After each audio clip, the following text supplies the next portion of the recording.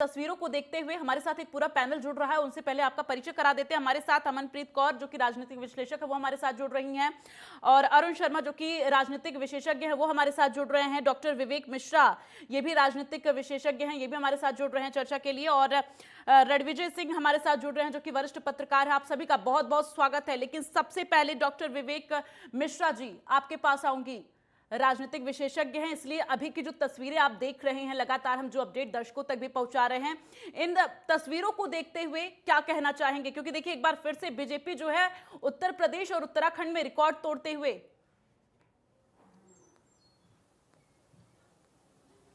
देखिए ये रिकॉर्ड टूटना ही था।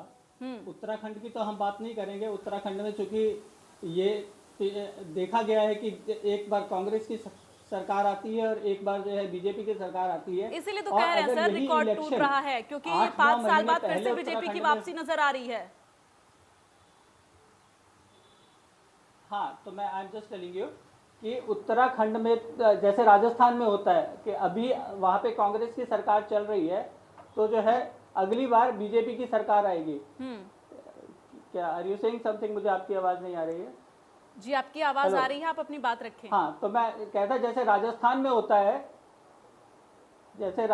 होता है, एक बार बीजेपी एक बार कांग्रेस, वैसे ही उत्तराखंड में होता था। लेकिन और यही मैं कहने जा रहा हूँ कि अगर आप 6 महीने या 8 महीने पहले ये उत्तराखंड में इलेक्शन हुए होते तो बीजेपी ये इलेक्शन शर्तियाँ हारती। लेकिन जो बाद में मोदी जी ने जाकर के वहाँ पे, या ये लगातार जो सीएम बदले गए वहाँ पे, बेशक त्रिवेंद्र जी अपनी कह लीजिए कार्यशैली को की क्रिटिसिज्म करें ना करें, या तीर्थ सिंह रावत जी को जिनको अचानक से लेकर के आए वो भी बहुत इंप्रेसिव नहीं रहे। पुष्कर सिंह धामी ने आकर के जो उनको बोला गया कि भैया आप सीट पे मत बैठिए, जाकर के गांव गांव घूमिए, लोगों से मिलिए, वहां से जाकर के जो ये चेंज आया और बाद में जो है मोदी जी ने जाकर के वहां पे कैंपेन करी है, ये उसका रिजल्ट है। रही उत्तर प्रदेश की बात, 1937 के बाद का ये रिकॉर्ड टूट रहा है। लोग कह रहे हैं 3 दशक का रिकॉर्ड टूट रहा है, 1937 के बाद का ये रिकॉर्ड टूट रहा है कि 1985 में सिंपैथी वेव के कारण जब कांग्रेस दोबारा आ गई थी। लेकिन ये जो अब इस समय सरकार आ रही है, ये मान करके चलिए योगी जी की कार्यशैली की वजह से आ रही है। योगी जी ने जो कह लीजिए कानून व्यवस्था दुरुस्त की। सबसे पहली जरूरत मनुष्य की ये होती है कि उसे खाना मिल जाए। मैस्लो लॉ कह लीजिए हायरार्की का जो लॉ है कि भी पहले भोजन चाहिए, उसके बाद में शेल्टर चाहिए, फिर सिक्योरिटी चाहिए। तो सिक्योरिटी और जो फूड, जो अभी कोरोना के दौरान जो हर घर में उन लोगों ने, हम खुद इस चीज़ के गवाह है, प्रत्यक्ष गवाह है कि हमारे पास खाना आया सांसद निधि से कि भाई आपके घर पे जो महरी या और लोग कमजोर तबके के लोग काम करने आते हैं उन तक खाना पहुंचाइए। इस चीज ने एक बहुत अहम रोल प्ले किया है और जो कानून व्यवस्था कवर करी है, ये एक कह लीजिए योगी जी का मास्टर स्ट्रोक रहेगा। और इसमें जितना श्रेय तमाम पैनलिस्ट जो हैं मोदी जी को भी दे रहे हैं, लेकिन योगी जी को इस जीत का ज्यादा श्रेय जाना चाहिए। सिंगल हैंडेडली उन्होंने अथक मेहनत करके जो है इस चुनाव को में बीजेपी का बेड़ा पार कराया। लेकिन मेरा दूसरा कंसर्न ये भी है कि 302 से उतर करके ये 260 की रेंज में क्यों आ रहे हैं? जब इतना ही अच्छा काम करा था तो इनकी 40 सीटें कम क्यों हो रही हैं? ठीक है, लौटेंगे आपके पास। अरुण शर्मा जी आपका रुख करेंगे, क्योंकि लगातार जिस तरह से विवेक जी कह रहे हैं कि अंतर का वो जिक्र कर रहे हैं। लेकिन देखिए उत्तराखंड में जो मुख्यमंत्री फेस थे पुष्कर सिंह धामी, वही 6000 वोटों से हारे हैं। छोटा मोटा आंकड़ा ये नहीं है।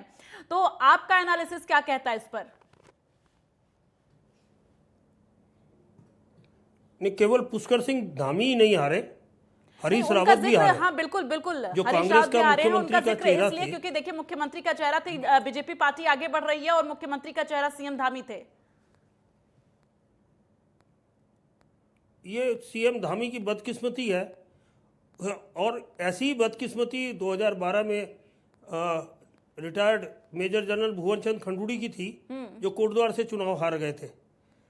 लेकिन उस टाइम क्योंकि पार्टी को एक सीट कम मिली थी, 32 सीट कांग्रेस को मिली थी, 31 बीजेपी को मिली थी, इसलिए कांग्रेस को सरकार बनाने का मौका मिल गया था। लेकिन यहाँ स्थिति यह है कि बीजेपी पूर्ण बहुमत से सत्ता में आ रही है, और लेकिन उसका जो कैप्टन था, जिसके पीछे वो चुनाव में मैदान में खड़े थे, वही चुनाव हार गया। तो निश्चित तौर पर अब नए चेहरे की खोज शुरू होने वाली है, जो पार्टी जैसे ही रिजल्ट आ रहा है उस घोड़े दौड़ाने शुरू कर दिए हैं। और मुझे लगता है कि नए चेहरों की रेस में सबसे जो वरिष्ठ विधायक हैं वो बंशीधर भगत, बिशन सिंह चुफाल या प्रेमचंद अग्रवाल, इनमें से कहीं ना कहीं किसी के नाम की लॉटरी खुलेगी। बिल्कुल, और ये देखने वाली बात होगी। अमनप्रीत जी, आपका एनालिसिस क्या कहता है? देखिए, 5 राज्यों का हम जिक्र कर रहे हैं, लेकिन इसमें सबसे ज्यादा महत्वपूर्ण देखिए यहाँ पर किस तरह से पंजाब में आम आदमी पार्टी आगे बढ़त हासिल करते हुए, हालांकि जी तोड़ कोशिश आम आदमी पार्टी गोवा में भी की, उत्तराखंड में की, लेकिन जो नतीजे सामने आ रहे हैं, रुझान जो अब सामने आ रहे हैं, वो कहीं ना कहीं संतुष्ट करने वाले पंजाब में है आम आदमी पार्टी को। देखिए, आम आदमी पार्टी का जो सबसे बड़ा आज जीतने का कारण है, मुझे उसको लगता है कि वो जो किसान आंदोलन रहा है उसका है। क्योंकि किसान आंदोलन जो दीप्ति आपने देखा है, जो दिल्ली की जो हमारी बाउंड्रीज थी वहाँ पे लोग इकट्ठा हुए, तो ऑलमोस्ट पंजाब के बहुत सारे लोग थे जो टर्न बाई टर्न यहाँ पे विजिट कर रहे थे। किसान आंदोलन 1 साल चला और 1 साल तक वो लोग रेगुलर यहाँ पे आते रहे और उन्होंने दिल्ली मॉडल को देखा है। एक चीज़ होती है कि हम सुनते हैं, और उन लोगों ने, पंजाब के लोगों ने जब देखा कि दिल्ली के सरकारी स्कूल, दिल्ली के सरकारी अस्पताल कैसे चेंज हो गए हैं, तो उन्होंने वहाँ पे जाके ये सोचा कि जो पंजाब की हालत हो रही है, क्योंकि पंजाब जब से 1966 से बना है तब से 2 ही पार्टियां वहाँ पे आ रही थी। एक बार कांग्रेस आ जाती है, एक बार अकाली दल आ जाती है। 24 साल एक ने राज किया, 25 साल एक ने राज किया। दोनों पार्टियों ने पंजाब का वो हाल कर दिया कि वो पंजाब जो इतना सक्षम था कि वहाँ पे किसान अपनी अन्नदाता थे और वो अन्न पूरे वर्ल्ड को सप्लाई करते थे, आज वहाँ के जो यंगस्टर हैं वो माइग्रेट हो रहे हैं, वो पढ़ने के लिए अब्रॉड जा रहे हैं, काम करने के लिए भी वहाँ जा रहे हैं और वापस आने का नाम नहीं ले रहे। उसका सबसे बड़ा कारण यहाँ यही रहा है कि पंजाब में नौकरियाँ नहीं हैं, पंजाब में बहुत सारी चीज़ों में उनकी जो इम्प्रूवमेंट नहीं हो रही थी। तो वो चीज़ें जब पंजाब के लोगों ने देखा कि केजरीवाल ने दिल्ली में चेंज करा है, तो उनको भी लगा। और केजरीवाल का सबसे बड़ी अपील लोगों को एक ही थी कि आप कभी कांग्रेस को जिता रहे थे, कभी अकाली दल को जिता रहे थे, तो एक मौका केजरीवाल को। मुझे लगता है ये जो उसकी अपील थी ये हर दिल को छुई है और उनको भी लगा कि हमने इतने सारे जो साल थे, इतने सारे दोनों पार्टियों को दे दिए, दोनों पार्टियों ने पंजाब का इतना बुरा हश्र कर दिया, तो क्यों ना हम एक नया मौका, एक और मौका, सिर्फ एक मौका केजरीवाल को दे के देखें। और मुझे लगता है केजरीवाल ने जो दिल्ली मॉडल पेश किया पंजाब में, वो उस पर लोगों ने विश्वास किया। और भगवंत मान जो वहाँ के सांसद थे, तो उन्होंने भी अपना सीएम जो अपने सीएम की ड्यूटीज़ होती हैं उनके साथ उन्होंने वादा किया कि वो लोगों के साथ जो भी अन्याय है वो नहीं होने देंगे। तो लोगों ने उनकी बात पे विश्वास करते हुआ सिर्फ एक मौका केजरीवाल को दिया और आज रिजल्ट आप सबके सामने है। बिल्कुल, और देखिए जिस तरह से इन 5 राज्यों में जो रुझान सामने आ रहे हैं और एक के बाद एक तमाम विधानसभा सीटों के परिणाम सामने आ रहे हैं, उसको देखते हुए कांग्रेस के वरिष्ठ नेता राहुल गांधी ने भी ट्वीट किया है। उन्होंने ट्वीट करके कहा है कि हार को उन्होंने स्वीकार किया। राहुल गांधी ने ट्वीट करके लिखा है कि हम चुनाव नतीजों को विनम्रता के साथ स्वीकार करते हैं, जो भी जीते हैं उन्हें बधाई देता हूं। मैं सभी कांग्रेसी कार्यकर्ताओं की मेहनत की सराहना करता हूं, उन्हें धन्यवाद करता हूं और हम इस हार से सीखेंगे और देशवासियों के हितों के लिए काम करेंगे।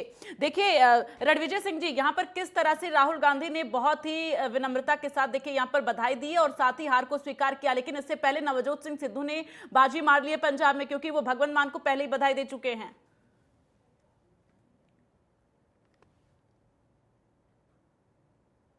रणविजय जी, आपको आवाज मिल रही है?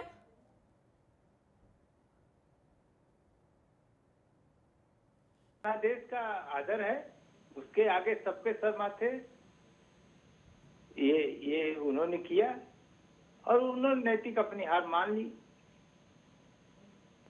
और इसी बीच एक बड़ी खबर सामने आ रही है। गोरखपुर शहर सीट से सीएम योगी की बम्पर जीत। इस वक्त की बड़ी जानकारी, 1 लाख से ज्यादा वोटों से जीते हैं सीएम योगी आदित्यनाथ। तो ये बड़ी जीत, गोरखपुर शहर सीट से सीएम योगी की बम्पर जीत। देखिए जब पोस्टल बैलेट से जब मतगणना शुरू हुई थी तभी जिस तरह के रुझान सामने आए थे उससे स्पष्ट हुआ था कि इस तरह की जीत सीएम योगी दर्ज करा सकते हैं। और देखिए शाम होते होते ही तस्वीर जो है वो पूरी तरह से इस विधानसभा सीट की साफ हो गई है। गोरखपुर शहर सीट से सीएम योगी की बम्पर जीत यहां पर देखने को मिल रही है। 1 लाख से ज्यादा वोटों से जीत दर्ज की है। आंकड़ा देखिए कितना ज्यादा है, 1 लाख वोटों से उन्होंने जीत दर्ज की है। तो ये बेहद बड़ी खबर, 1 लाख वोटों से ज्यादा जीत दर्ज की है यहां पर सीएम योगी आदित्यनाथ ने। तो गोरखपुर शहर सीट जो कि हॉट सीट रही, क्योंकि पहली बार विधानसभा चुनाव लड़ रहे सीएम योगी ने इस तरह से जीत दर्ज की है। लोगों के बीच में जो उनकी लोकप्रियता गोरखपुर में देखी जाती है, वो आज इन तस्वीरों के जरिए अब बयां हो रही है। 1 लाख से ज्यादा वोटों से जीत दर्ज की है सीएम योगी आदित्यनाथ ने। तो ये बड़ी जानकारी आप तक पहुंचा रहे। गोरखपुर में हमने हमेशा से देखा किस तरह से जब वो पहुंचते हैं गोरखपुर अपने और वहां पर लोगों के बीच में उनकी लोकप्रियता किस तरह से रहती है, ये भी हमने देखा है। तो ऐसे में अब जनता का जो विश्वास है, वो आंकड़े, ये जो आंकड़े सामने आ रहे हैं वोटों के, ये आंकड़े बयां कर रहे हैं कि किस तरह से सीएम योगी की लोकप्रियता गोरखपुर में है।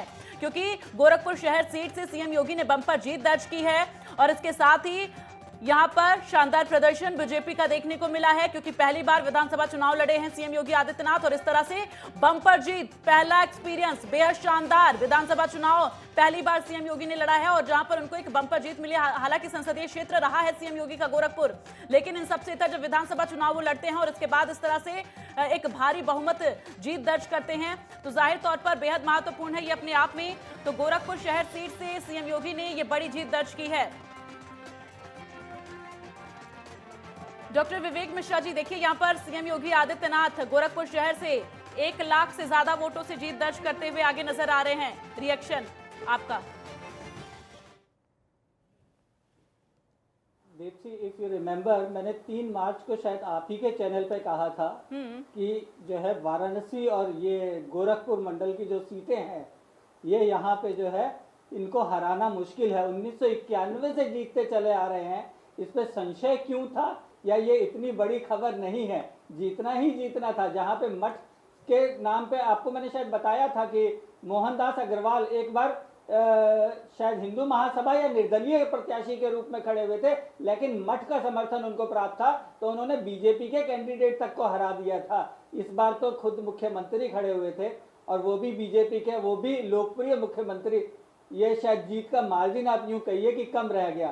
सब लोगों की जमानत जब्त होनी चाहिए थी, इन्हीं को जीतना चाहिए था अगर वाकई ही जनता का समर्थन है। लेकिन इससे पहले अभी आपने रणविजय जी से एक सवाल करा था कि भी राहुल गांधी ने जो है ट्वीट करके कहा है कि भी हम जो है इसको हार को स्वीकार करते हैं। उनको ट्वीट ये करना चाहिए कि हम इस हार का कारण बनते हैं। वो लगातार जो है उन्होंने पंजाब में कांग्रेस की जो दुर्गति करी, कह लीजिए सिद्धू जी को लेने के बाद में, और उसके बाद में सिद्धू जी जैसा मर्जी खेलते रहे फील्ड पे, वो जैसे मर्जी उन्होंने बॉलिंग करी, जैसे मर्जी बैटिंग करी। इसीलिए राहुल गांधी से पहले सिद्धू का ट्वीट सामने आया था। विवेक जी, यही राहुल नहीं, ठीक है, किसी का भी ट्वीट सामने आया हो, लेकिन सिद्धू ने या कह लीजिए राहुल गांधी ने या कांग्रेस, ओवरऑल कांग्रेस ने खुद की दुर्गति करी है। और जैसा अमनप्रीत जी कह रही थी कि भाई किसान लोगों ने जो है वहां पे दिल्ली का मॉडल देखा, आई डोंट थिंक सो कि भी इतने किसान लोगों ने वहां दिल्ली का मॉडल देखा होगा कि पूरी की पूरी कांग्रेस की हवा पलट दी। लेकिन ये जो करप्ट सिस्टम चल रहा था पंजाब में, उससे लोग त्रस्त थे, उससे लोगों को बदलाव चाहिए था। अकालियों ने भी भयंकर रूप से वहां पे करप्शन करी है, सब जानते हैं। मजीठिया ड्रग का कारोबार चलाता है और जो है इनके बादल की खुद के ट्रांसपोर्ट का बिजनेस है, लंबे लंबे बिजनेस हैं।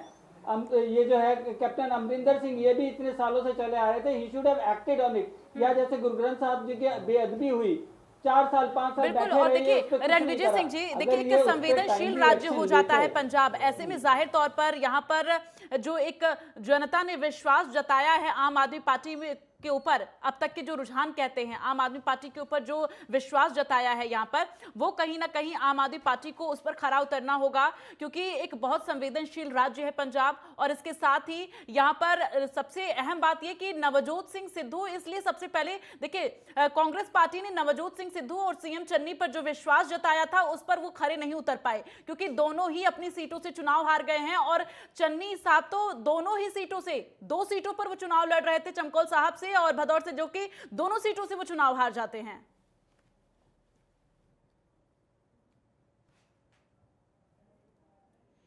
जो जिस तरह का एक मानस बना पंजाब का, उसमें लोग, जनता का घोर निराशा हुई इन बड़े नेताओं से, चाहे चन्नी हो और चाहे वो सिद्धू हो। अब ये कांग्रेस ने एक तो जब अमरिंदर सिंह के ऊपर सवाल उठ रहे थे कि वो मिलते नहीं है, वो जनता को देखते नहीं है, उस समय अगर केंद्रीय नेतृत्व ने उन पर लगाम लगाया होता, अपना एजेंडा चलाने के लिए अपने संकल्प घोषणा पत्र को अमल में लाने के लिए उन पर दबाव बनाकर उसको क्रियान्वित कराया होता, और तब जाकर एक माहौल कांग्रेस के पक्ष में बनता। लेकिन कांग्रेस तो शुरू से ही कुछ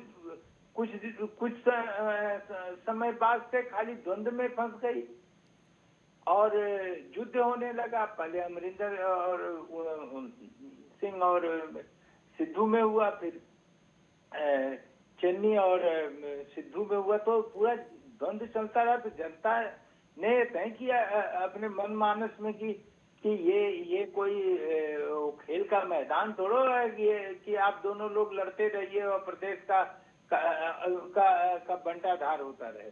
बिल्कुल जाहिर तौर पर अमनप्रीत जी, देखिए उसके बाद अगर हम उत्तर प्रदेश में जिक्र करें, जिस तरह से जब चुनाव प्रचार का दौर शुरू हुआ था, तारीखों का ऐलान नहीं हुआ था, उससे पहले जब हमने देखा कि स्वामी प्रसाद मौर्य, दारा सिंह चौहान, ये तमाम जो दिग्गज थे वो बीजेपी पार्टी छोड़कर सपा में शामिल हुए, उसके बाद अब आज इस तरह की तस्वीरें सामने आ रही हैं, क्या कहेंगी? देखिए, चुनाव के पहले सब लोगों का आंकलन यही कहता था कि युद्ध जो है वन साइडेड रहेगा। सब लोग बोलते थे बीजेपी ही जीतेगी, पर जैसे जैसे चुनाव शुरू हुआ, जैसे जैसे चरण बीतते गए, एक के बाद दो, दो के बाद तीन, तीन के बाद सातवें चरण तक आते आते सब लोगों का यही सोचना था कि जो दोनों का जो समाजवादी पार्टी और भाजपा की जो टक्कर है वो कांटे की टक्कर है। और आज बिल्कुल वैसा ही हुआ जो पहले लोग सोचते थे। आज बिल्कुल ऐसे लग रहा है कि वन साइडेड हो गया। शायद इसकी वजह ये रही है कि जो बीजेपी है बहुत ही एक सेंट्रल मतलब ओरिएंटेशन उनकी रहती है। जो भी चीज़ें होती है वो सेंटर की तरफ से कंट्रोल करी जाती हैं, चाहे वो कोई भी सरकार हो। यूपी के अगर एरिया की हम बात करें तो योगी जी का जो भी डिसीजन होगा सेकंड नंबर पे होगा, पहले पे मोदी जी का रहेगा और अमित शाह का रहेगा। तो ये चीज़ें हैं कि हर चीज़ सेंट्रलाइज्ड है। अगर कोई फैसिलिटी भी दी जाती है, चाहे उसमें हम लोग बोलें कि लोगों को मुफ्त राशन दिया गया है, चाहे उसमें हम बोलें कि उनको मकान फ्री में बना के दिए गए हैं, उसके लिए 2.5 लाख की अमाउंट दी गई है, तो वो अमाउंट की जो घोषणा है वो भी पीएम की तरफ से होती है। तो ये चीज़ें हैं कि जो भी निगरानी है, अगर डबल इंजन की सरकार वो बोल रहे थे तो डबल इंजन उन्होंने दिखाया भी। विकास लोगों को नजर नहीं आ रहा था, बहुत सारे लोग इनके विरोध में थे, एंटी इनकन्वीनियंस भी थी। पर मुझे लगता है कहीं ना कहीं दो फैक्टर्स ने बहुत बड़ा काम किया है इनकी जीत में। उसमें एक लाभार्थी फैक्टर रहा है। जो लोगों को अपील करी गई कि आप लोग जिनको हम अन्न प्रोवाइड करते हैं, जिनको हम मुफ्त राशन देते हैं, आप अपने नमक का हक अदा करिए, तो मुझे लगता है ये चीज़ें लोगों के मन को छुई। और जो 3 दिन वाराणसी में प्रधानमंत्री ने व्यतीत करे और उन्होंने ये बोला कि हमारी जो माताएं हैं, हमारी जो बहनें हैं, वो ज़रूर हमें वोट देंगी, क्योंकि उनका कंट्रोल रहता है घर के मंदिरों पे, उनका कंट्रोल रहता है कि पूजा पाठ के काम पे। और वो लोग बोलते हैं कि जो राम को लेके आए थे हम उन्हीं को लेके आएंगे। आज सच्ची में वो लेके आए हैं। तो जो मुझे लगता है साइलेंट वोटर्स हमेशा कहलाती हैं महिलाएं, पर आज महिलाओं के ही दम पे आज मुझे लगता है कि बीजेपी आगे आई है, क्योंकि उनके घर में फ्री राशन आ रहा था, उनको मकान बनाने के लिए 2.5 लाख की अमाउंट मिल रही थी, जो किसान थे उनको 6,000 रुपया पर महीना मिल रहा था। तो ये चीज़ें कहीं ना कहीं बहुत बड़ा लाभ दे रही थी प्रति घर में। तो इसीलिए जो उनको फ्री की शौचालय दी गई, जो उनको सिलेंडर प्रोवाइड करे गए, हालांकि सिलेंडर के रेट बढ़ जाने से उनकी जो ये सिलेंडर हैं वो दोबारा भरवाए नहीं गए कई लोगों से, और वो बोलते हैं कि गैस सिलेंडर महंगे हो गए हैं तो इसलिए हमें इस योजना का फ़ायदा नहीं हो रहा। तो कहीं ना कहीं इनकी एक सोशल इंजीनियरिंग जो है उसमें बीजेपी की मास्टरी है। और एक हम देखते हैं कि ये जो भी प्लान करते हैं वो सेंटर की तरफ से होता है और डबल उस पर मेहनत हो जाती है जब वो कोई भी स्टेट सीएम वहाँ पे और गृह मंत्री वहाँ पे चले जाते हैं और जो राष्ट्रीय अध्यक्ष है वो वहाँ पे चले जाते हैं। आपने देखा होगा इनकी जो रैलीज हैं वेल प्लान्ड होती है, जहां इनको लगता है कि कुछ गड़बड़ हो सकती है। जैसे लखीमपुर खीरी की पीएम की जो रैली थी, बिल्कुल लास्ट मोमेंट पे उसको रद्द कर दिया गया, शायद वहां पे लोग उसका विरोध करते। पर आज का रिजल्ट ऐसे देख के लगता ही नहीं कि जो लोग विरोध कर रहे थे, जो लोग बोल रहे थे कि कोविड में हम लोगों के साथ हमने गंगा में तैरती हुई लाशें देख ली, हमारे साथ बहुत बुरा हुआ, जोगी जी ने हमें डरा के रखा कि कोई ट्वीट ना करे, कोई ऐसा ना बोले कि हमारे यहाँ पे कुछ गड़बड़ है, हमारे वेंटिलेटर चाहिए, ऑक्सीजन चाहिए। तो वो लोग पता नहीं उन्होंने वोट नहीं करा या वो डर के मारे वोट कर गए ये चीजें, तो आज तो आश्चर्यजनक सब लोग हो गए हैं कि ये हुआ बिल्कुल क्या जाहिर है। तौर पर। और आपने जो लखीमपुर का जिक्र किया है, देखिए अरुण शर्मा जी, यहाँ पर लखीमपुर खीरी का जिक्र और इसके साथ ही वहां पर बीजेपी का जो प्रदर्शन शानदार रहा उसको देखते हुए, और साथ ही अगर हम बात करें अभी जैसा कि इन्होंने कहा कि किसानों को जो किसान सम्मान निधि दिया जा रहा है, ऐसे में किसानों का जो मुद्दा था वो आपको कहीं इस बार चुनाव में नजर आ रहा है, उसकी नाराजगी कहीं देखने को मिल रही है? अब तक के जो रुझान सामने आए हैं उससे आपको क्या लगता है, आपका एनालिसिस क्या कहता है?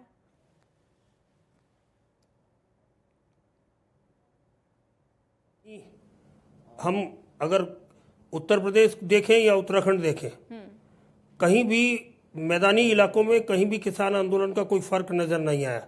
अगर किसान आंदोलन का फर्क नजर आता तो निश्चित तौर पर उत्तराखंड के तराई वाले इलाकों से भाजपा की हार होनी चाहिए थी, लेकिन वो नहीं हुई। उसी तरह पंजाब में आम आदमी पार्टी की सरकार बनने जा रही है, तो अभी मैडम कह रही थी कि पंजाब के किसानों ने दिल्ली मॉडल को देखा। कतई नहीं, मैं दूसरे वक्ता से सहमत हूं कि पंजाब के लोगों ने पिछले कई सालों से शिरोमणि अकाली दल, कांग्रेस, इनके भ्रष्टाचार को देखा है। और क्योंकि शिरोमणि अकाली दल के साथ भाजपा का लंबे समय तक गठबंधन रहा, इसलिए उसने कहीं ना कहीं भाजपा को भी सबक सिखाया। तो पंजाब में तीनों दलों की हार का मुख्य कारण वहां भ्रष्टाचार था, और भ्रष्टाचार से जनता का त्रस्त होना था, जिसकी वजह से आम आदमी पार्टी को वोट दिया गया। दूसरी चीज, अगर पंजाब के किसानों ने आम आदमी पार्टी के दिल्ली मॉडल को देखा है, तो उत्तराखंड के किसानों ने क्यों नहीं देखा? यहाँ तो आम आदमी पार्टी को एक भी सीट नहीं मिली, और जो उनके मुख्यमंत्री पद के सबसे बड़े दावेदार थे, ठीक है, 1100 वोट में सिमट के रह आपको गए। रोकना चाहेंगे अरुण शर्मा जी। देखिए हमारे ग्रुप एडिटर जो हैं संजय गिरी गोस्वामी जी, वो हमारे साथ जुड़ रहे हैं और सीधा सवाल वो आपसे करेंगे।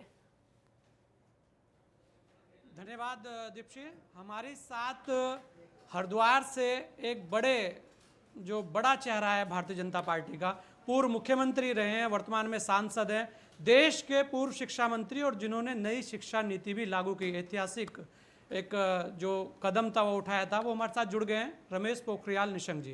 निशंक जी, आपका बहुत बहुत स्वागत है।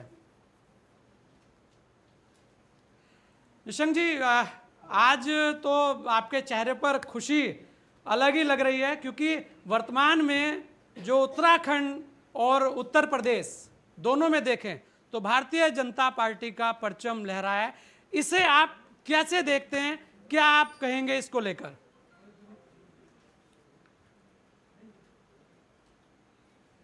मुझे लगता है कि ये इतना बड़ा परिवर्तन हो रहा है सामाजिक क्षेत्र में, राजनीतिक क्षेत्र में, और राष्ट्रीय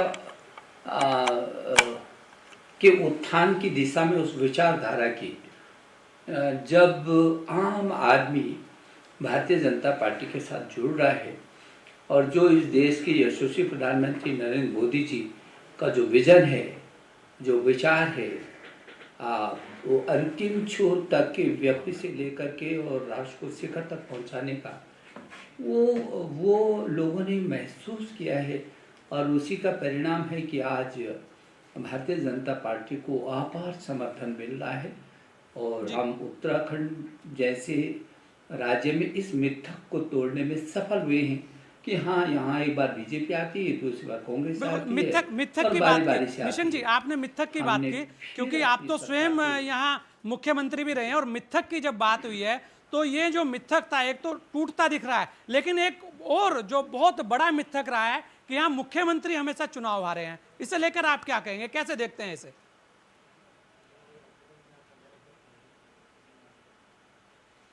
नहीं, ऐसा भी नहीं है, लेकिन ये संयोग है, और कई बार जब ऐसे संयोग होते हैं तो ऐसी परिस्थितियां होती हैं, तो ऐसा भी नहीं कि निरंतर ऐसा हुआ है, लेकिन ये संयोग है जी, संयोग है, और ये लगातार कुछ ना कुछ उत्तराखंड में ऐसा होता रहता है। एक बात और निशंक जी, क्योंकि एक बात हो रही थी कि विकास मुद्दा होगा, जिस तरीके से उत्तर प्रदेश हो, उत्तराखंड हो, क्योंकि आप इतने वरिष्ठ नेता हैं, पूरा देश आप घूमे हैं और लगातार चुनाव में बहुत सक्रिय आप रहे हैं, ऐसे में आपको क्या लगा कि जो जातिवाद, क्षेत्रवाद, जो इसकी बात होती थी राजनीति के अंदर, ये मुख्य एक कहते हैं ना मुख्य लाइन इसकी रहती थी, लेकिन इस बार ऐसा चलता नहीं दिखा। ये जो परिवर्तन है इसे आप कैसे देखते हैं? आखिर जनता ने क्या भापा कि जो भारतीय जनता पार्टी को पूर्ण बहुमत दिया?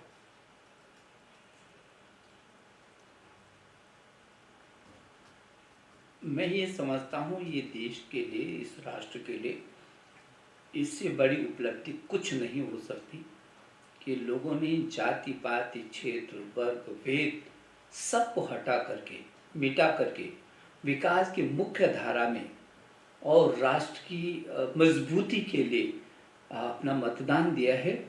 मैं ये समझता हूँ कि ये भारत जो 21वीं सदी के स्वर्णिम भारत की ओर जा रहा है, जिसमें make in India, digital India, skill India, startup, stand up और जो समृद्ध भारत और आत्मनिर्भर भारत, ये जो हमारे देश के यशस्वी प्रधानमंत्री जी ने जो विजन दिया देश को, ये हमारे लिए बहुत संतोष और खुशी का विषय है कि आम आदमी ने उसको महसूस किया है और अंतिम छोर तक के व्यक्ति ने भी उस दिशा में अपना मजबूती से कदम रख करके मोदी जी को और भारतीय जनता पार्टी को अपना समर्थन दिया है।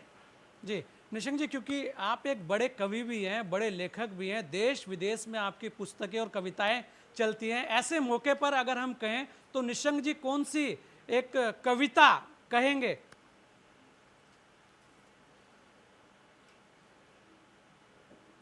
नहीं, कविता तो कभी अवसर आएगा तो उसको भी कहेंगे, लेकिन मैं जिस लाइन पर बोल रहा था और तो मैं इस अवसर पर जब आप इस बात को सुनने के लिए मन बनाए हुए हैं या अपने दर्शकों को इस बात से भी परिचय कराना चाहते हैं, तो मैं समझता हूँ मेरी एक पुस्तक ए वतन तेरे लिए, जिसका लोकार्पण भारत रत्न अब्दुल कलाम जो इस देश के राष्ट्रपति रहे उन्होंने किया था।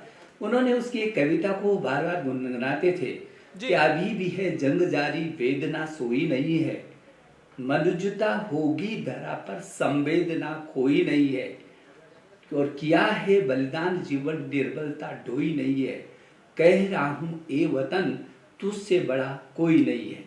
ये जो वतन से बड़ा कोई नहीं है, ये हमारे देश के यशस्वी प्रधानमंत्री नरेंद्र मोदी जी ने हमेशा कहा कि भारत के लिए मरूंगा मिटूंगा खपूंगा, तो भारत के लिए खपूंगा, अपने देश के लिए, इस राष्ट्र के लिए खपूंगा।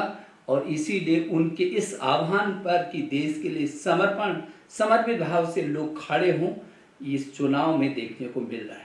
जी निशंक जी, इस बार अगर आप चुनाव देखें, चाहे पंजाब हो, उत्तर प्रदेश हो, उत्तराखंड हो, बड़े जो चेहरे थे, जो छत्रप थे, कहा जाता था कि इनके बिना कुछ नहीं, वो हारते दिखे हैं चुनाव में।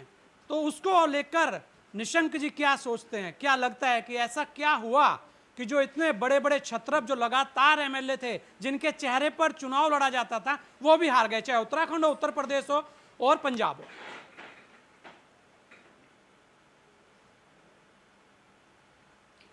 कई बार सहयोग और परिस्थितियाँ हैं, लेकिन मैं दूसरी बात ये कहूँगा तो ये चुनाव विजन पर चुनाव है। उत्तर प्रदेश और उत्तराखंड यदि दोनों को मैं देखूं या उधर गोवा और मणिपुर को भी मैं देखूं, ये अपवाद है थोड़ा सा पंजाब, लेकिन ये विजन पर लोग खड़े हुए हैं। लोगों को लगा कि इस देश में ऐसा प्रधानमंत्री भी है जो अंतिम छोर पर रहने वाले व्यक्ति की इतनी चिंता कर सकता है, फ्री खाद्यान्न दे सकता है, टीकाकरण फ्री करा सकता है, जनधन के खाते खोल सकता है, फ्री विद्युत कनेक्शन दिला सकता है उन गरीबों को जिसने देश की आज़ादी के इतने वर्षों में भी जिसने प्रकाश नहीं देखा, रोशनी नहीं देखी।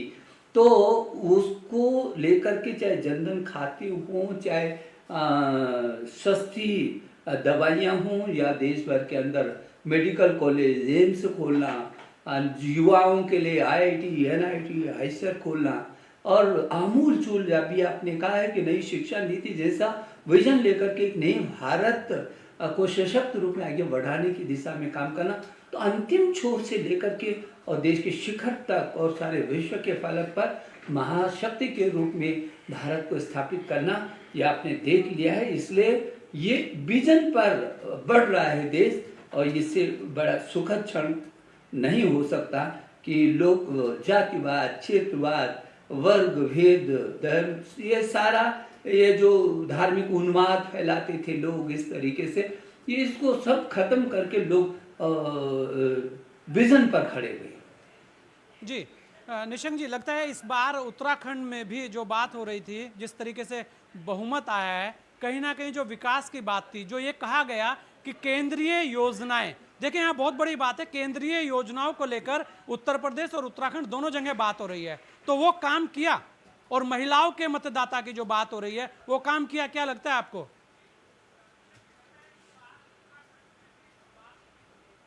नहीं, निश्चित रूप में देखिए, जो देश के यशस्वी प्रधानमंत्री नरेंद्र मोदी जी ने जिस तरीके से किया, उत्तर प्रदेश जैसा राज्य, आप उसके अंतिम छोर तक जो केंद्र पोषित योजनाओं को देखेंगे आप, और उत्तराखंड तो हम तो विशेष राज्य का दर्जा प्राप्त हैं, और इसलिए यहाँ 9 to 10% का रेशो रहता है। 90% केंद्र सरकार को देना होता है और 10% हम उसमें अपना अंश लगाते हैं। तो यहाँ की सड़कें देखे, पुलिया, जितना काम जिस तरीके से हुआ है, वो चाहे वो हवाई यात्रा का हो, वो चाहे रेल यात्रा का हो, चाहे वो मोटर मार्ग का हो। अब उत्तराखंड देहरादून से दिल्ली बिल्कुल पास हो गया, जहाज बाद में पहुंचेगा, पहले आदमी अपनी कार से पहुंच जाएगा। ऐसे उत्तर प्रदेश में भी हुआ। तो जो विकास की गंगा बही है उससे लोग प्रभावित रहे हैं, और इसलिए ये विकास का ही ये चुनाव था। जी निशंक जी, एक मुद्दा बहुत तेजी से चला था उस वक्त, और मुझे ध्यान है कि आपने बोला था कि ये कोई मुद्दा नहीं है, किसान वाला मुद्दा, और आप उसमें काफी सक्रिय भी रहे, लोगों को समझाने में भी आप लगातार आगे आए। तो ये कहा गया था कि किसान मुद्दा बहुत तेजी से काम करेगा, लेकिन अगर आप देखें चुनाव में इसके उलट हुआ है। तो वर्तमान में किसान का जो मुद्दा है वो है कहां? फिर किसानों के हित में कितना काम किया है, यदि आप गंभीरता से देखें और उन योजनाओं को देखें, तो शायद मोदी जी के नेतृत्व में किसानों का जितना कल्याण हुआ है, जिस ढंग से ऐतिहासिक योजनाएं हुई हैं, उनके कल्याणकारी योजनाओं को क्रियान्वयन किया गया, कोई सोच भी नहीं सकता। और ये भी उनका बड़पन था कि यदि उनको लगा कि ये जो जबकि किसानों के हितकारी वो तीनों बिल थे, कानून था, फिर भी ये लगा कि यदि आप अभी सहमत नहीं हैं तो ये है लोकतंत्र। हमारे देश के प्रधानमंत्री जी ने 1975 को भी लोगों को याद दिलाया, और पूरी तरीके से ये भी महसूस कराया कि हम तो लोकतंत्र के रक्षक हैं, संरक्षक हैं, सेवक हैं, हम लोकतंत्र के सेवक हैं। इसलिए यदि आपको लगता है कि नहीं, आपको अभी पसंद नहीं है, वापस ले लिया। और इसलिए किसानों ने भी पसंद नहीं है, वापस ले लिया, और इसलिए किसानों ने भी पूरी ताकत के साथ खड़े होकर के भारतीय जनता पार्टी को मतदान किया है। जी निशंक जी, एक अंतिम सवाल। उत्तराखंड की जनता ने बड़ा विश्वास जताया है और बड़ी आशाएं हैं उसकी, क्या कहेंगे निशंक जी?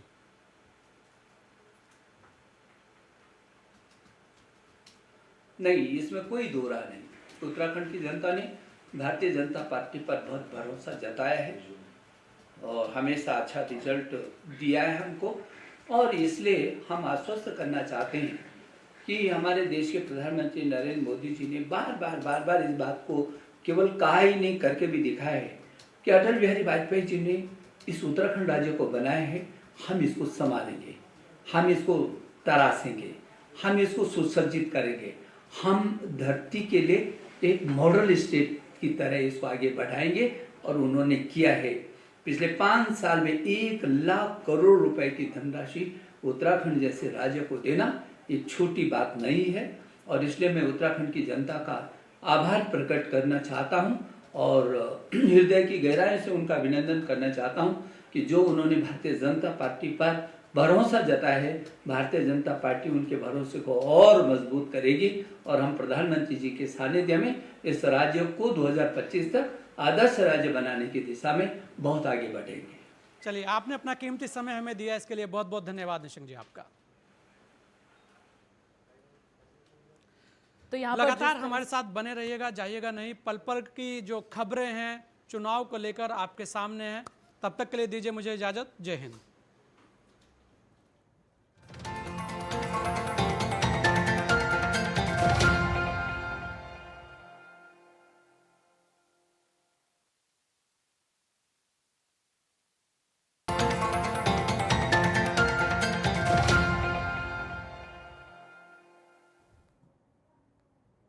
और ब्रेक के बाद एक बार फिर से आप सभी का बहुत बहुत स्वागत है। एक बड़ी खबर का रुख करेंगे। देखिए, जिस तरह से लगातार 5 राज्यों में चुनाव के नतीजे सामने आ रहे हैं, उसको लेकर ये बड़ी जानकारी। लखनऊ बीजेपी दफ्तर पहुंच रहे हैं नेता, ये बड़ी जानकारी। थोड़ी ही देर में सीएम योगी पहुंचेंगे बीजेपी दफ्तर।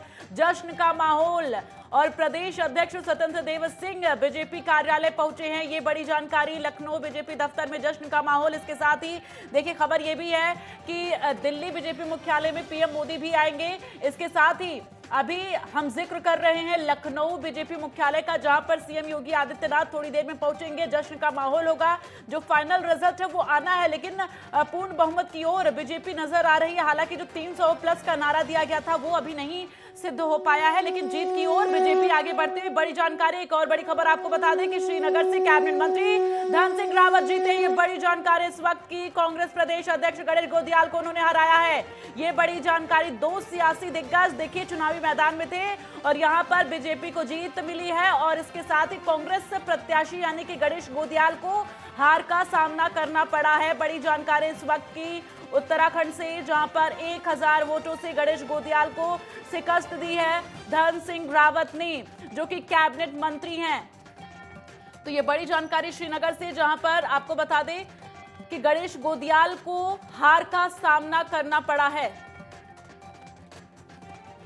तो लगातार तमाम पैनल जो हमारे साथ मौजूद हैं, सीधे उन्हीं का रुख करेंगे। और अरुण शर्मा जी आपकी तरफ आएंगे, आपका रुख करेंगे, क्योंकि देखिए जिस तरह से अभी हमने दिखाया कि श्रीनगर में किस तरह से धन सिंह रावत ने यहाँ पर जीत दर्ज की है। जो एक आंकड़ा है वो काफी ज्यादा, क्योंकि देखिए यहाँ पर बीजेपी की तरफ से जो कहा गया था, जीत का जो दम भरा गया था वो सिद्ध होता हुआ नजर आया था। कांग्रेस पार्टी की तरफ से भी जीत का दावा भरा गया था, हालांकि वो दिख नहीं पा रहा है। और 2 सियासी दिग्गज बड़े चेहरे गणेश गोदियाल और इसके साथ ही यहाँ पर धन सिंह रावत, जहां पर गणेश गोदियाल को हार का सामना करना पड़ रहा है।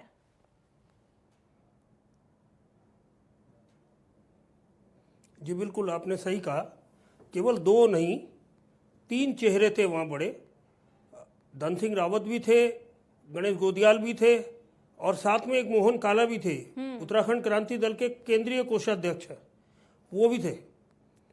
और कई राउंड में लगातार वहाँ ऊपर नीचे होता रहा। कभी गणेश गोदियाल आगे चले, कभी धन सिंह आगे चले, लेकिन अंततः धन सिंह की जीत हुई। निश्चित तौर पर बीजेपी के लिए ये सुखद खबर है कि जब उसके कई मंत्री हारे हैं, यहाँ तक कि मुख्यमंत्री भी हारे हैं, बिल्कुल, तो धन सिंह की जीत भाजपा के लिए एक सुखद खबर है। बिल्कुल, क्योंकि देखिए जहां एक तरफ जीत का दम भरती हुई बीजेपी, कहीं ना कहीं लगातार जो आंकड़े हैं, जो रुझान है, वो बीजेपी को खुश करते हुए नजर आ रहे हैं। लेकिन हम बड़े चेहरों का जिक्र कर रहे हैं, वहां पर यहां पर मुख्यमंत्री धामी भी अपनी सीट गंवा दिए हैं। इसके साथ ही कैबिनेट मंत्री धन सिंह रावत जब जीत दर्ज करते तो जाहिर तौर पर कहीं ना कहीं बीजेपी के लिए बड़ी बात है। जीत तो हो ही रही है, लेकिन ऐसे में जब बड़े चेहरे जीतते हैं तो ज्यादा खुशी होती है। अमनप्रीत जी। बड़े चेहरों की बात वही है कि जैसे पंजाब में अभी आपने देखा कि वहाँ अकाली दल के लांबी से प्रकाश सिंह बादल हार गए हैं, अमृतसर से मजीठिया हार गए हैं, अमृतसर से नवजोत सिंह सिद्धू हार गए हैं और सुखबीर सिंह बादल अपनी सीट नहीं बचा पाए। यहाँ तक कि 2-2 जगह पर चुनाव लड़ने वाले चरणजीत सिंह चन्नी दोनों सीट से हार गए हैं। तो ये लोग हैं, लोगों ने तय करना होता है। लोकतंत्र दिवस यही है कि जो वोट होती है या तो लोगों के पेट में होती है या फिर ईवीएम की पेटी में होती है। तो कोई अंदाजा नहीं लगा सकता, कोई ओपिनियन पोल, कोई एग्जिट पोल बिल्कुल नहीं बता सकता कि कौन जीतेगा कौन हारेगा। ये तो लोगों के मनों में क्या है ये बिल्कुल वो अपना जो वोट है उसके जरिए दिखाते हैं और उनकी जो भी वो सरकार को जो उनको पसंद आता है, जिनको वो जिस पार्टी को वो प्रेफर करते हैं उसको वो लेके आते हैं। और इसी बीच हमारे साथ राजीव नैन बहुगुड़ा जी भी जुड़ गए हैं ज्यादा बातचीत के लिए। राजीव जी, अभी तक जितने भी रुझान सामने आए हैं 5 राज्यों पर आपसे रिएक्शन चाहेंगे। इसके साथ ही बीजेपी जो 4 राज्यों में जीत की ओर बढ़ती हुई नजर आ रही है, जश्न का माहौल बीजेपी मुख्यालय में देखा जा रहा है, क्या कहेंगे? पहली बात तो ये है कि ये बिल्कुल इन परिणामों से ये बात साफ हो चुकी है कि जो संगठन ग्रास रूट तक भारतीय जनता पार्टी के पास है वो दूसरों के पास और ख़ास तौर से कांग्रेस के पास कतई नहीं है। ये मैं अपने राज्य उत्तराखंड और उत्तर प्रदेश के बारे में ख़ास तौर पर कहना चाहूँगा, क्योंकि बीजेपी उस तरह से उत्तराखंड में कोई ज़्यादा पुरानी पार्टी नहीं है। बमुश्किल जब 80 में उसका गठन हुआ तभी से यहाँ भारतीय जनता पार्टी को लोग जानते हैं। उससे पहले जो जनसंख्या उससे लोग इतना परिचित नहीं थे, लेकिन उसने बड़ी तेज़ी से अपना संगठन, अपने कार्यकर्ता गांवों तक फैलाए हैं, जिसका कांग्रेस और दूसरे जो दल हैं उनमें अभाव दिखता है। दूसरी बात ये इन परिणामों का फलित है कि जो पिछले दिनों कोरोना संकट में सरकार की तरफ से, चाहे केंद्र सरकार हो या राज्य सरकारें हैं उत्तर प्रदेश की और उत्तराखंड की, उससे सरकारों के प्रयास से जनता संतुष्ट हुई है। जहाँ तक पंजाब का प्रश्न है, जैसे कि मेरे साथी बता चुके हैं कि पंजाब में आम आदमी पार्टी एक तरह से नवागंतुक थी, यद्यपि इतना नई भी नहीं थी। इससे पहले 17 के चुनाव में उसने अपनी बेहतरीन उपस्थिति दर्ज की थी, लेकिन इस बार उसने 3 बड़े दलों जो कि जिनकी वहाँ गहरी जड़ें थी, शिरोमणि अकाली दल, भारतीय जनता पार्टी और कांग्रेस, तीनों को न केवल पीछे छोड़ा है बल्कि काफ़ी पीछे छोड़ा है। इसका अर्थ ये है कि वहाँ की जनता नयापन चाहती थी, और जो मेरे साथी ने कहा कि वहाँ भ्रष्टाचार एक आम समस्या थी जिससे वहाँ का जनमानस त्रस्त था। और कांग्रेस चूँकि आर्थिक रूप से एक समृद्ध प्रदेश है, पंजाब आर्थिक रूप से एक समृद्ध प्रदेश है, इसलिए वहाँ भ्रष्टाचार की शिकायतें काफ़ी समय से मिल रही थी। और आम आदमी पार्टी ने दिल्ली में सरकार देकर जो एक अलग उदाहरण पेश किया है, हो सकता है कि जनता ने उस मॉडल को स्वीकार किया हो। जहाँ तक उत्तराखंड में मुख्यमंत्री पद के जो 3 चेहरे हैं उनके हारने की बात है, तो इससे भी कुछ फलितार्थ सीधे सीधे निकलते हैं। यद्यपि कांग्रेस ने हरीश रावत जी को मुख्यमंत्री पद का चेहरा घोषित नहीं किया था, लेकिन वो सबसे पुराने, सबसे बड़े और कद्दावर नेता होने के कारण अघोषित रूप से कांग्रेस के मुख्यमंत्री पद के चेहरा थे, उनकी हार हुई। जो मुख्यमंत्री थे अभी धामी जी, उनकी हार हुई। और आम आदमी पार्टी जिसकी यहाँ एंट्री हुई है, जिसका प्रवेश हुआ है, नवागंतुक जो पार्टी है, उसके जो मुख्यमंत्री पद के घोषित चेहरा थे कर्नल अजय कोठाल, उन तीनों की हार हुई है। इससे ये सिद्ध होता है कि यहाँ की जनता किसी चेहरे पर चुनाव लड़ना पसंद नहीं करती है, उसे व्यक्तिगत नेतृत्व पसंद नहीं है, बल्कि वो सामूहिक नेतृत्व पर यहाँ भरोसा करती है। इस समय भारतीय जनता पार्टी ने यहाँ अपनी जीत दोहराकर इस मिथक को तोड़ा है कि यहाँ जो पार्टी एक बार हुकूमत में रहती है वो दोबारा सत्ता की चौखट नहीं देख पाती। यहाँ 2000 से चुनाव शुरू हुए हैं और अब तक ये देखिए कि चौथा चुनाव है।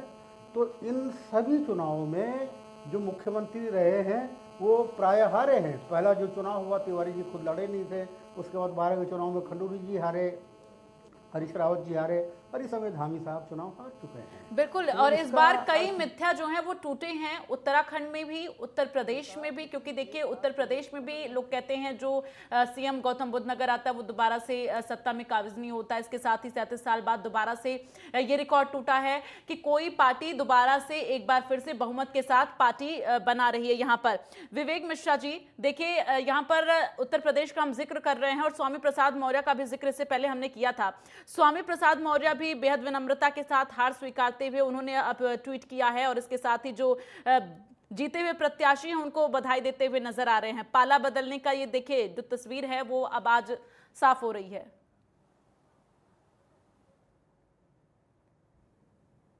जब आदमी को गलतफहमी हो जाती है तो उसका हाल ये स्वामी प्रसाद मौर्य जी जैसा ही होता है। वो भाजपा के या किसी भी, इससे पहले जब भी वो चुनाव जीते हैं किसी संगठन के दम पे चुनाव जीते थे, अकेले दम पर नहीं जीते थे। ये ठीक है कि उनके पीछे एक जाति विशेष जो है लगी हुई थी और वो ये दम भरते थे कि मैं इस जाति के दम पर जो है, या ये जाति मेरी फॉलोइंग है तो मैं इसके दम पे ये चुनाव का रिजल्ट बदल दूंगा। बीजेपी से अलग होते ही वो एक कमजोर संगठन में गए जहाँ की उनको अब मुझे नहीं मालूम है कि कितने बड़े वो अपने आप को चुनावी दिग्गज समझते हैं कि वो ये नहीं समझ सके 5 साल तक वो जिस सरकार में रहे उसका काम करा। उन्होंने एक किसी चैनल पे जो है उस काम के जो है वो बड़ी लंबी फहरिस्त गिना रहे थे कि हमने इतने रोजगार पैदा करे, इतने लोगों को रजिस्टर करा रोजगार के लिए, ये वो तमाम, और फिर वो छोड़ करके चले गए कि भी यहाँ पे जो है जातियों का दमन होता है। लेकिन ये जो रिजल्ट आए हैं सामने, इससे जो है यूपी में भी और पंजाब में भी और खासतौर से कांग्रेस को भी समझ में आ जाना चाहिए कि जो दलित मुख्यमंत्री का जो ये पंजाब में राग अलाप रहे थे, या जो ये मौर्य जी या और जो लोग भी इनके साथ छोड़ करके गए थे, उनको समझ में आना चाहिए कि अब जो है जातियों वाली राजनीति खत्म हो गई है। लेकिन फिर भी एक पर्टिकुलर जाति, जहां तक मुझे ये सामने वाले चुनावी आंकड़े देख करके लग रहा है, एक पर्टिकुलर जाति ने और एक पर्टिकुलर धर्म ने अभी एक पार्टी नहीं छोड़ी है, वरना वो ये जो 267 और 130 का फिगर आ रही है, इसमें इतना ज्यादा गैप नहीं होना चाहिए था। आई मीन टू से इसमें बहुत ज्यादा गैप होना चाहिए था। ये 47 और 302 वाली फिगर रहनी चाहिए थी। कुछ जगह पे तो जातियां बिल्कुल साफ हो गई है, जैसे बीएसपी है यूपी में, बिल्कुल एक तरीके से साफ हो गई है। वहां पे कहां दलित वोट चला गया सारा?